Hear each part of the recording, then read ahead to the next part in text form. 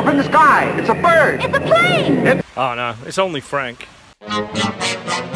Alright, aloha headsets, Frankie here, and it is time for the Frank Show. Now, this is a video you have been asking for a very long time, and I did make one in the past, but I wasn't as learned. There wasn't as much time spent with both of these wonderful devices, and you know what? I think it's time to talk about them, because as much as this is a versus video, it's more of a, I think you need both if you want the ultimate VR experience right now and into the future, but we'll save that for later. First up and foremost, for anybody new to the channel, my name is Frank. I spend most of my days with the PlayStation VR, but thanks to the wonderful people over at Oculus, I was able to have an Oculus Rift as well. Now, these are on some lovely Cybus from my buddy Alex over at Cybus, and they are the greatest headstands I've ever had any time spending with, but that's besides the point. Now, first up, I got my PlayStation VR about a year ago, and I have tons of time to spend with it, and I love it. I still spend over an hour or so with it every day,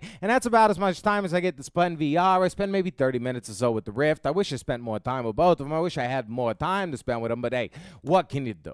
So, now, after spending a year with this PlayStation VR, do I think it has some issues? Yes, most definitely, but we'll save that for later. Hardware-wise, I think they did a splendiferous, spectacular job. It is not only simple and easy to put on. All you have to do is kind of click this little button, and you have to press a little button here and put it on your face. New one is a button on top, but it is comfortable as all hell. There's some padding right here in the top, padding right here in the back. The face thing kind of gets a little in your eyes with the nose every now and again, but once you get immersed in a game, you don't even realize it. The nicest thing I think about the PlayStation VR, and a big thing over the Rift, honestly, hardware kind of looking wise, is that you can wear glasses with the PlayStation VR. Now, you can get thinner glasses and get them put into the Rift, but that's a whole nother complication and deal. And I mean, if you really want to do that, you can. And I don't ever wear glasses in this one, and I'm fine, but I like that I can wear glasses here because everything is just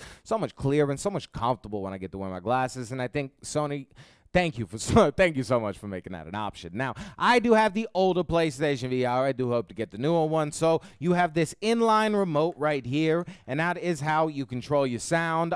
With the new one, it's all plugged into the headset. You control your sound underneath for anybody that has that one or that's getting a newer one. This one, it's right here. You plug in your headphones, and you can just do up, down, mute your microphone, everything. Now, these all have a microphone, and these all have headphones to some degree. So no matter what, everybody can, for the first time, everyone's got a microphone, which is jarring and scary. Now, resolution-wise, you're getting 720p on this headset, so sorry I didn't mention that, and that's the best that you're going to get. That is what outputs from the PlayStation 4 right now, and that's just what it does. Now, 720p is not bad at all, and it is split between two eyes. It's perfect 720p, so I mean, honestly, when you're in the games, you'll learn very quickly after spending some time in VR. The graphics aren't really what it's all about at this point. It's all about mechanics, and the mechanics and the immersion factor are 100% there with 720p. That's not something you need to worry about right now. Sure, I would love 4K graphics in here, don't get me wrong, but where we're at is not that big of an issue most of the time. We have our nice Move controllers, which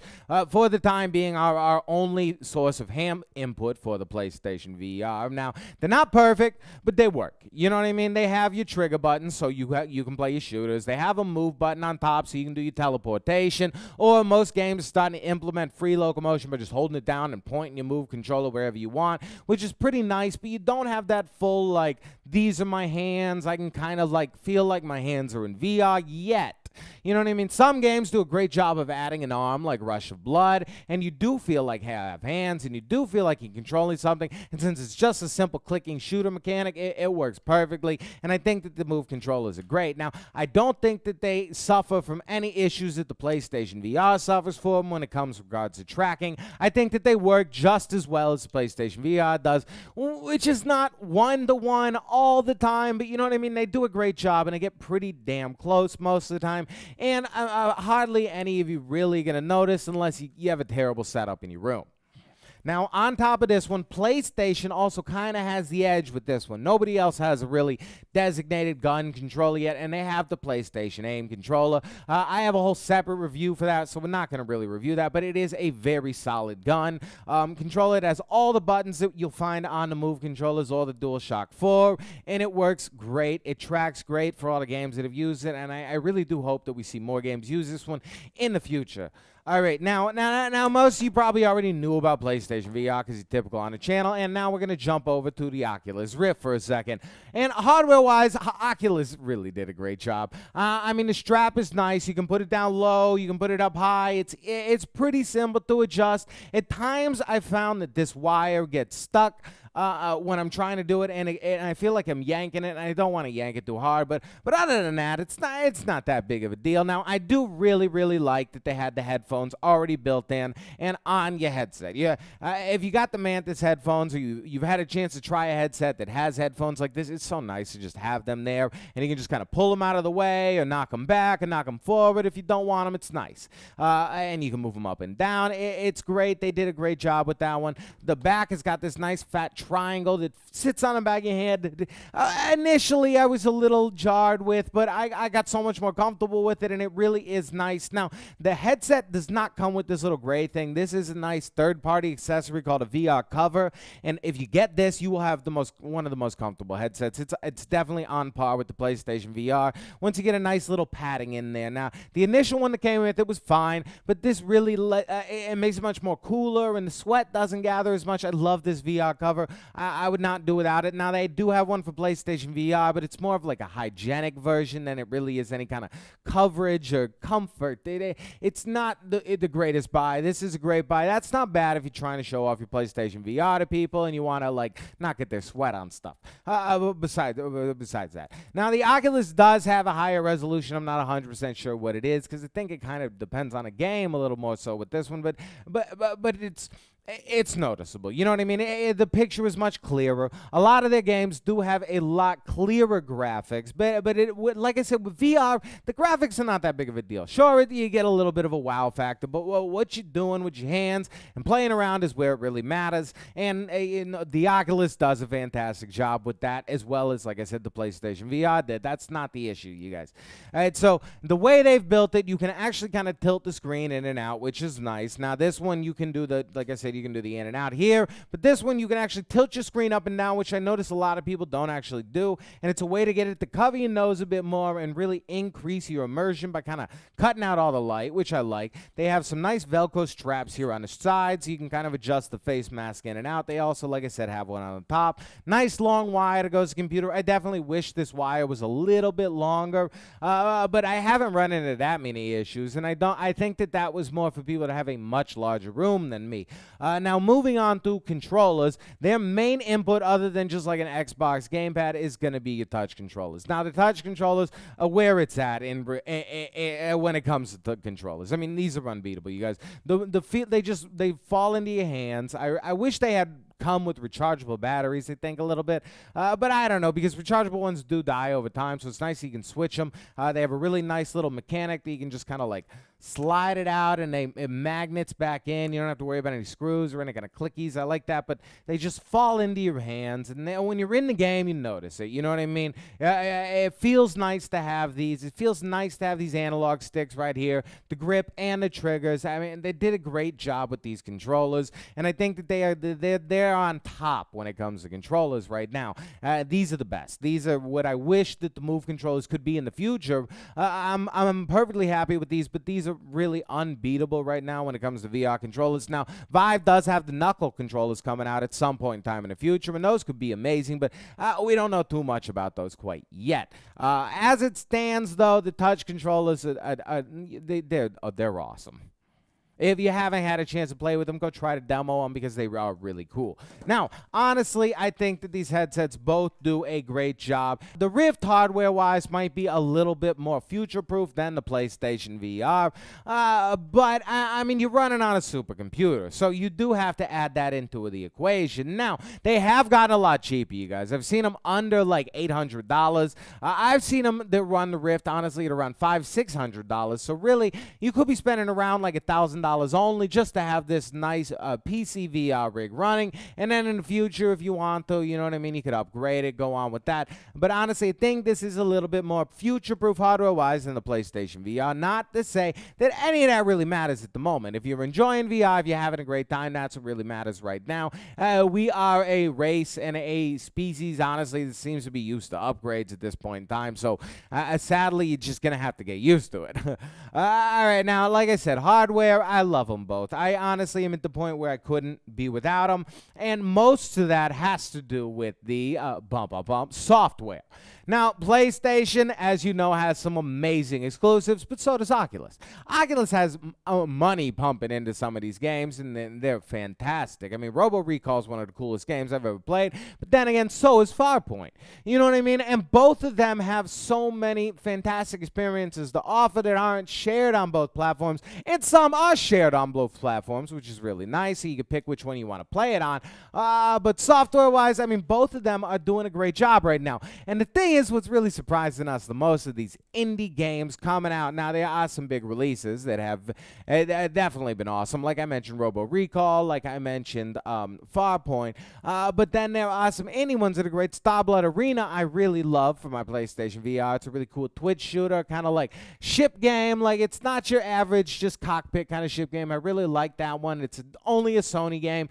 And then Oculus has some stuff like Arctica 1, which is a really cool Time Crisis-esque shooter, which you're not going to find anywhere else. And those aren't, like, and that was made by the people that did Metro. They're making games. They have a game from Respawn coming in the future. But PlayStation VR has just gotten Skyrim VR, and they're the only ones for the time being that are going to get that one. So it's really kind of the software that's selling me on both of these headsets. I spend, like I said, hours a day playing my PlayStation VR, but there's some really fun PC VR games that just have not made their way over here yet. That's the big thing also, you guys. You got to think, you're like, Frankie, but come on, software-wise, you know that the PC has so many more games, and that is true, but that is just right now. Most of those developers realize that PlayStation is really making the numbers when it comes to games, and they are porting their games from just PC VR over to PlayStation VR. So, sure, they have tons of games right now, but a lot of those games, and I promise you, I've downloaded it, and I get keys every single day from tons of different games. A lot of those games really aren't that great, and any even PC VR person knows that. They only have a select few games that are really going to spend tons of time in. Like, on the Oculus exclusives, Echo Arena, I do spend a little bit of time in every day. I definitely play around. I loved Spark when I first jumped on it on PlayStation VR, but Echo Arena has taken my heart. And then are those games that just, you know, aren't really that great, and there are tons of those ones. There are people just pumping out games into the Steam store. Now, the Oculus store is a little bit more controlled when it comes to games, but it really still is kind of the Wild West. I have to give it to Sony and PlayStation for having the most organized store for the time being. I wish it was a little more organized. I wish that some of the older games were still featured now, because there's some great older games. We'll have some more videos in the future, but and it's hard to find them. They get lost in the list. But PlayStation still has the most solid, you know what I mean? Pretty much every title in the PlayStation store is polished. Now, maybe it wasn't worth your money. Maybe it's not perfect, but at least it was a lot more polished than games you find in the Steam store or on the Oculus store. And the Oculus store, I think, if you think stuff on PlayStation store is hidden, the Oculus store is crazy hidden. Like, someone told me the other day Gang Beast was in VR, and I had no idea. I had to look 17 pages down to even find it. So please, any Oculus people watching, you need a little more organization in that store. But software-wise, like you said, that's what's selling me on needing both of these headsets. Now, if you can afford both of these headsets, I would say go for it. I mean, there should be nothing stopping you from getting a Rift. If you have a computer that can run one, it's on sale right now for $400. I mean, $350. You can find them deals all over the place. You'll have these amazing touch controls. You have this Rift. But then again, on the opposite spectrum, if you already have a PlayStation 4 and you have $350, you know what I mean, is where they're going for. $400 for this ultimate package. You get the Move controllers, you get in the game, getting your PlayStation VR. You already have the PS4. You don't have to worry about any kind of upgrades or anything. Then this is a no-brainer. You know what I mean? This is just, you should have this by this point in time, because the games are being pumped out. We have a giant catalog of games backlogged that I even haven't had time to play. They're fantastic games, and there's no more just, is PlayStation VR going to be another Vita? No, it's not going to be another Vita. We're already past that point. We're 100% sure at that point. There's like 70 titles coming out just in the end of this year and on to next year. I mean, it's just, there's no worry, you guys. If you get this thing, it is going to be supported for the next few years until probably PlayStation 5 comes out and we have like some kind of crazy PlayStation VR 2.0 that's wireless, or maybe it's a pair of glasses that you want. God knows. That's what I want. I want the day where you just put sunglasses on and you're in VR, but we know that's not going to happen. So, you guys, if you're looking software-wise, both of them are key contenders in this game. Now, setup-wise is another issue, but really a lot of people, it shouldn't be an issue, you guys. I mean, you're going to have to set this thing up. You're going to spend probably an hour setting up your PlayStation VR. You're probably going to spend an hour setting up your Oculus Rift. The only thing that I can tell you is that if you're thinking of getting a Rift, download the Rift software before you buy it and pick it up. That way when you get home, it's already there.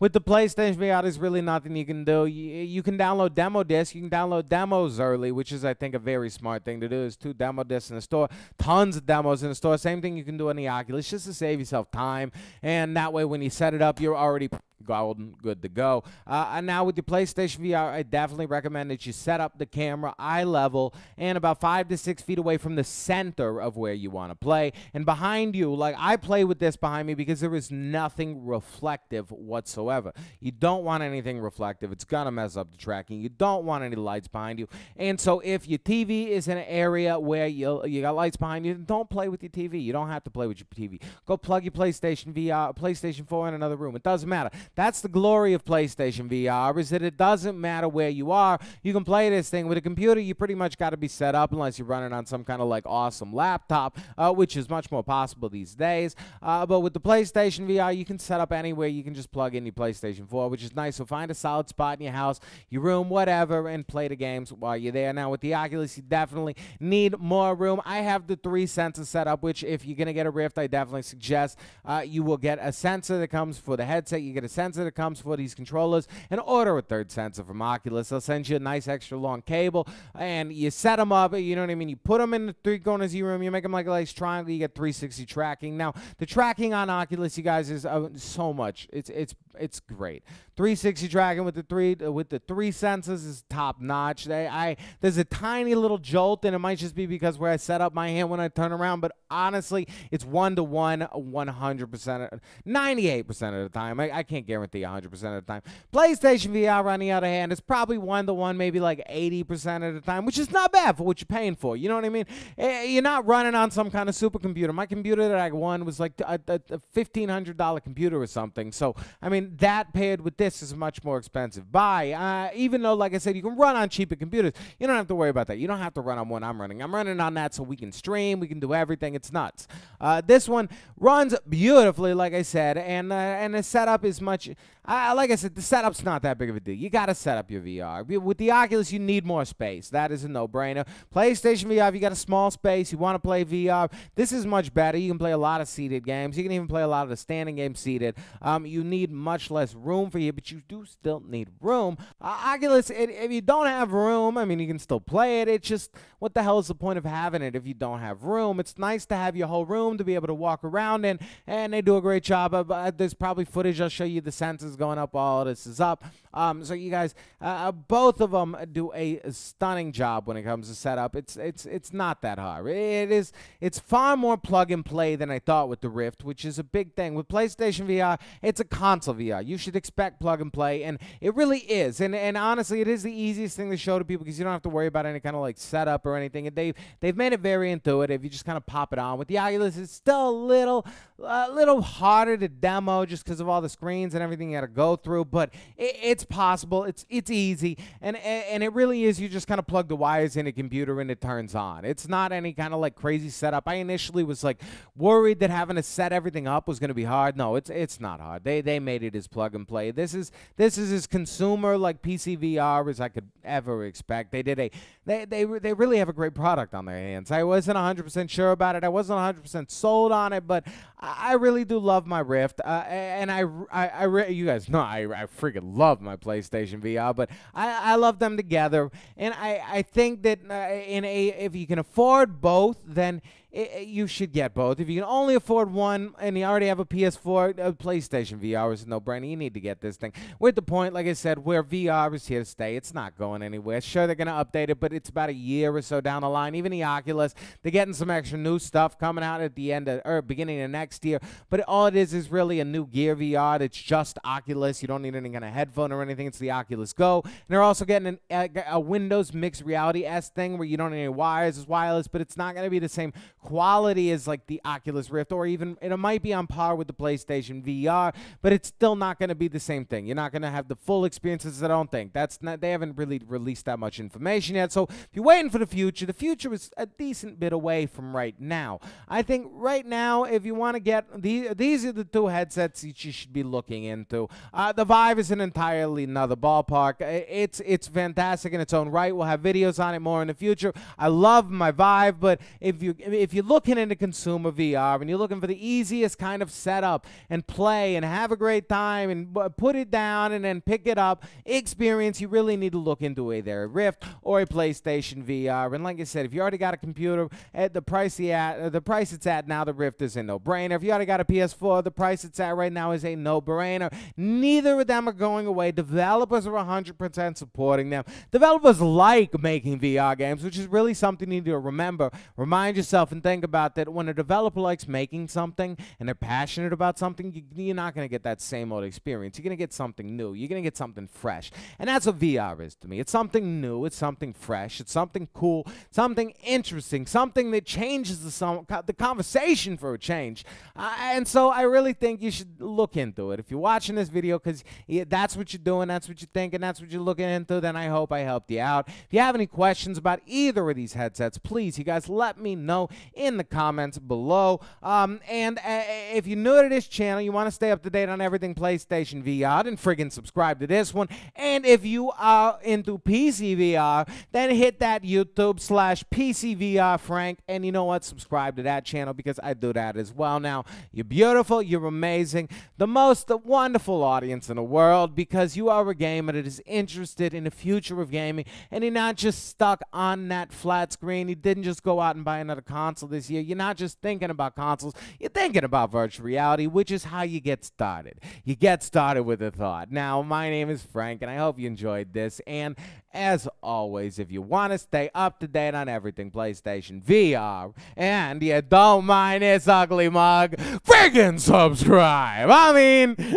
come on. Also, I'm making this video on my birthday because it is a video that people have been asking for a long time, and I love giving back to the community. So if you're wondering, I am here for you. I'm not just another YouTuber that is just wasting your time. I may waste a little bit of your time, but I mean, everybody does that. Now, smooches. All right.